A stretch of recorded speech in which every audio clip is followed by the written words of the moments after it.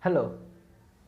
So today we are going to discuss about Bohr effect and Haldane effect and how that works with each other.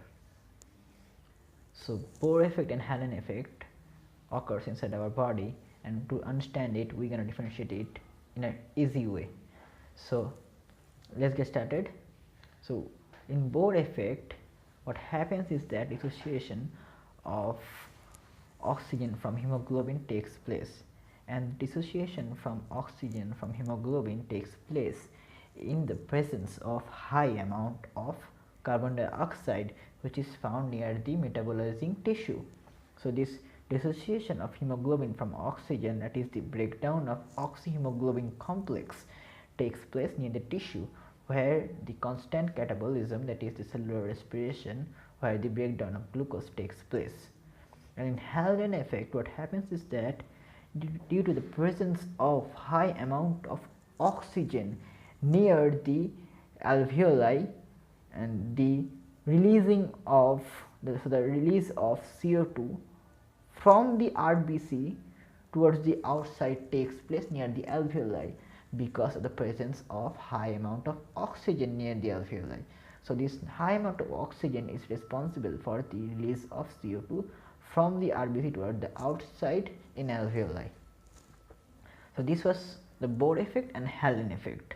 In Bohr effect, oxygen gets out from hemoglobin, and in Haldane effect what happens is that CO2 releases out from the RBC. So there are some factors which influences both the processes, and we gonna discuss the above processes which are responsible to initiate the Bohr effect. So in Bohr effect there are 4 factors that are responsible to favor the reaction, that is the dissociation of oxygen from hemoglobin. So we're gonna look through it.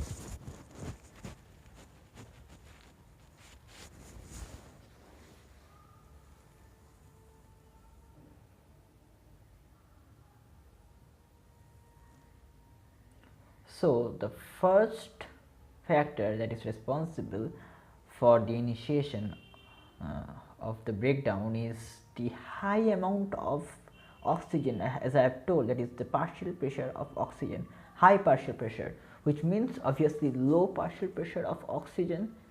And the third is low pH, that is the high amount of H plus concentration near the tissue, and the high temperature, which is generally found near the metabolizing tissue where metabolism takes place. And there are also factors equal in number but almost opposite in the way they act. So there are also 4 factors which influences the Haldane effect or favors the Haldane effect. I am going to show it right now, so bear with me a second.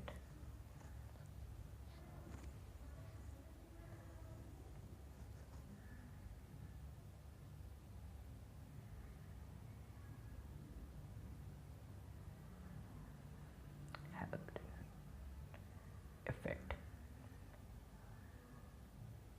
So the number 1 factor is high partial pressure of oxygen, which is found near the alveoli. Obviously low partial pressure of carbon dioxide, then high pH, which means alkaline condition, and the fourth, that is low temperature, which is found near the alveoli. So these are the factors which influences both the processes, and there is an effect which is caused due to the Bohr effect, that is the decrease of the P50 value. P50 value gets decreased, and P50 stands for the partial pressure of oxygen at which, oops, the sellotape got out.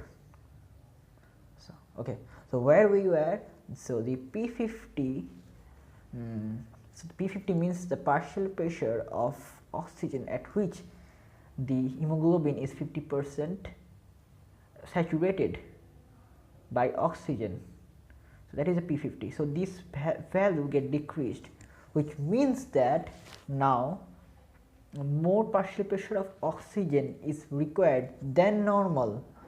So more partial pressure of oxygen is required than normal to saturate the hemoglobin in 50%.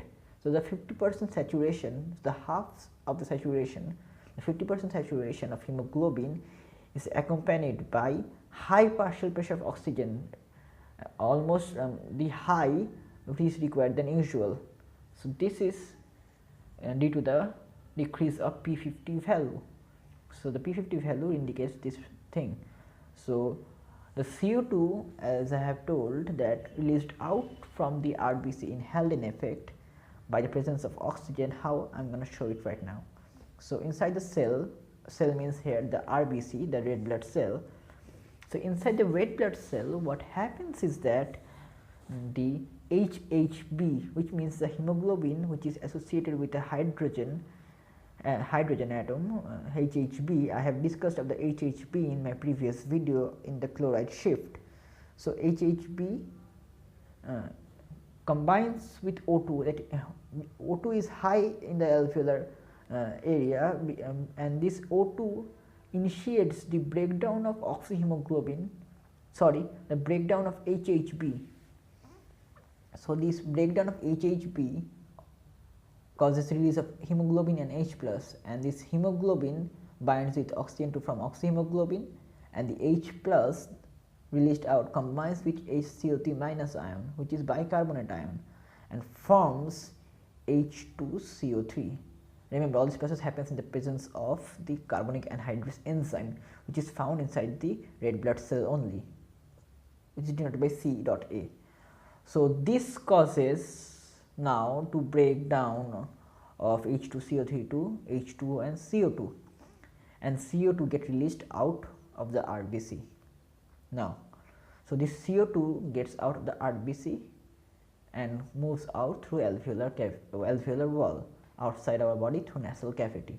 So here the main point is to note that oxygen, due to the presence of high amount of oxygen, the dissociation of HHB occurs.